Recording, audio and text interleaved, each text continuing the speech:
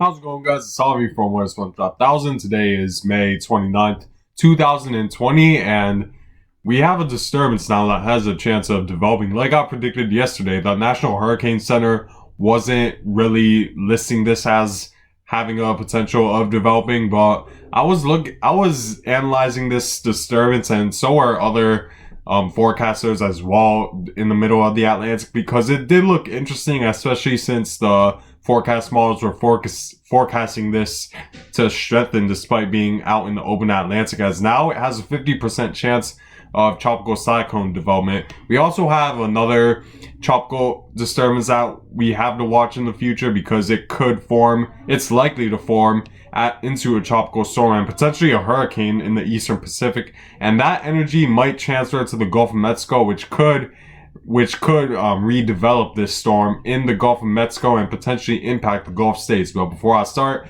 make sure to subscribe if you like weather content. Make sure to like if you like this video, and make sure to share with friends and family who are interested. So let's first look at this disturbance. It currently has a 50% chance of developing over the next 2 days, and has a 50% chance of developing over the next 5 days. So according to the description, it says a broad area of low pressure appears to be developing over the central Atlantic Ocean, several hundred miles east-southeast of Bermuda. This disturbance is producing a large area of showers and thunderstorms and gusty winds. Additional development of this system is possible. A subtropical depression could form tonight. So that was one of the key things I was predicting it with this tropical disturbance, is that if this tropical disturbance ends up forming, it's likely going to be a subtropical system, because it's going to develop over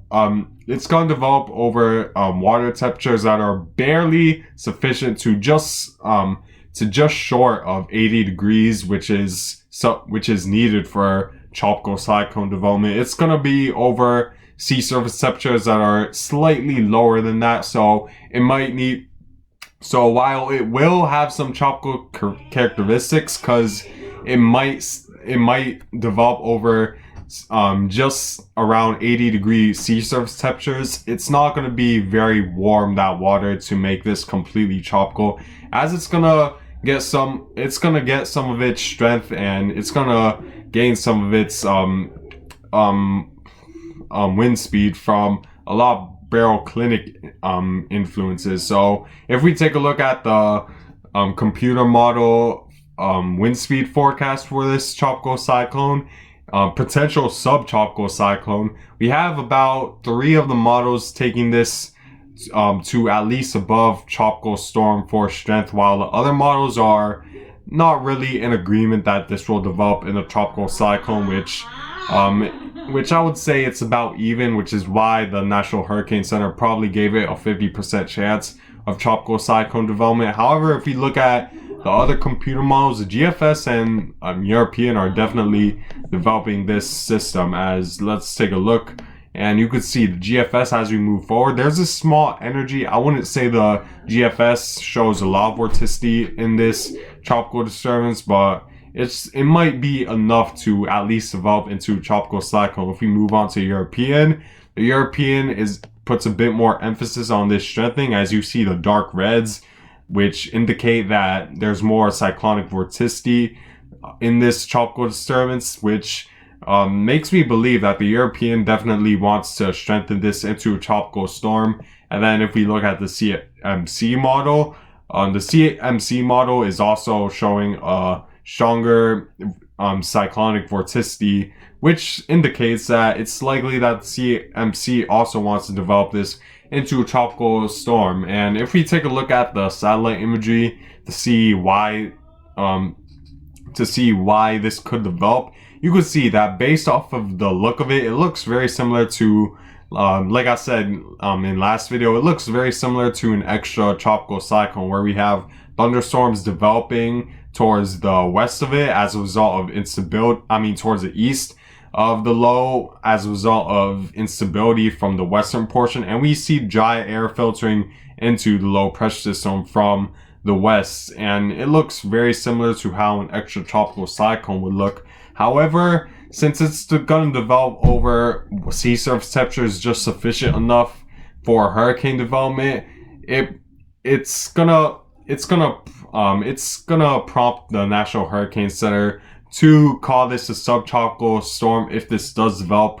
And also it's also likely gonna strengthen if it does, because of baroclinic influences such as cooler air and instability. So that's why it's likely that it's going to develop into a subtropical storm. But if we look at the future track of this, the good news is that there's not really going to be much.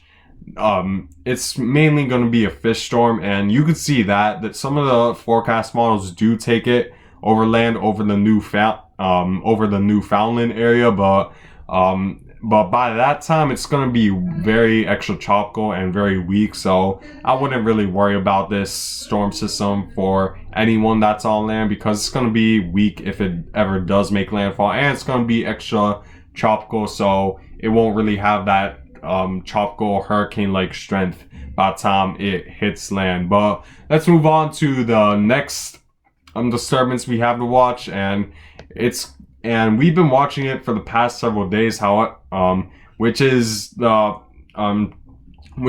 tropical cyclone that the National Hurricane Center expects to develop just south of the Yucatan Peninsula. As it currently, the chances are slightly lower than before, because it was 80% chance of development over the next 5 days. Now it lowered slightly down 70%. However, it's still likely that this will form, as currently for within the next 2 days it has a 60% chance of development. On the next 5 days that chance goes slightly higher. But if we take a look at the computer models,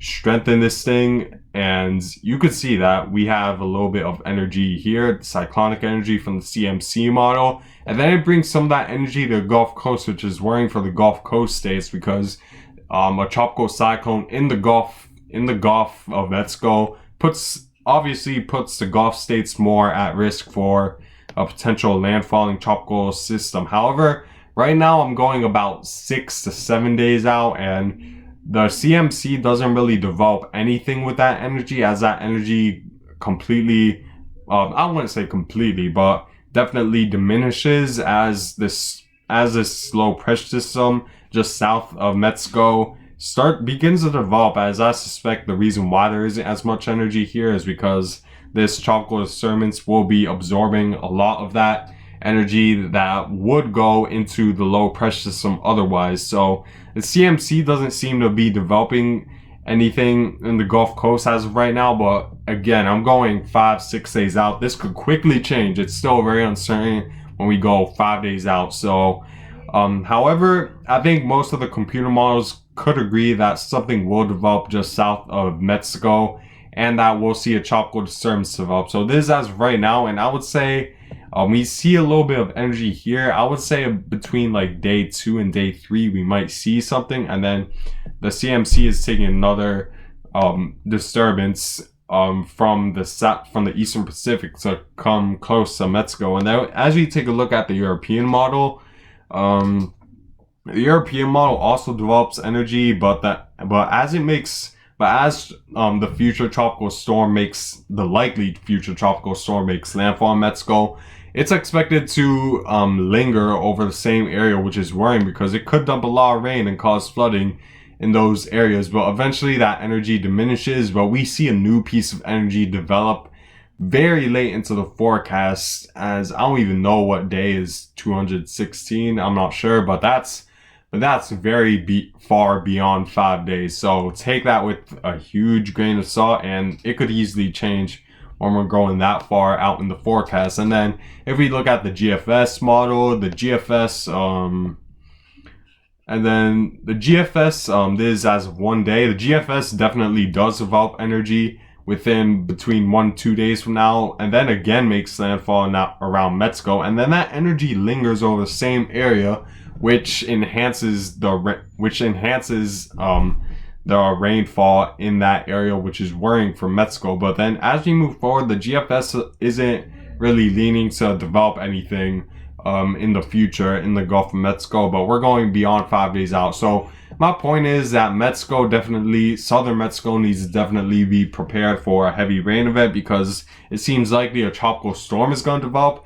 and it's going to linger over the same areas, and it's as a result of this ridge that's developing over the United States right now. And there's also another ridge towards the Eastern Pacific that's kind of, and these two ridges are kind of making the steering currents of this chop, gonna make these steering currents very very weak, and this storm won't really know where to go because there's gonna be two steering currents pretty much fighting to steer this storm where the ridge wants to, but they're like conflicting each other, these two ridges, the one over the southeast United States and the one over the Eastern Pacific. So definitely Mexico needs to be preparing for this. But as for the Gulf states, I would say it's far too early to assume anything, to assume a tropical cyclone to develop. But we definitely need to keep an eye on that because we definitely don't want to see a disturbance develop and impact the Gulf of Mexico, especially during times like these. But anyways, guys, I thank you guys for watching. Make sure to subscribe if you like this, and I hope you guys have a good day.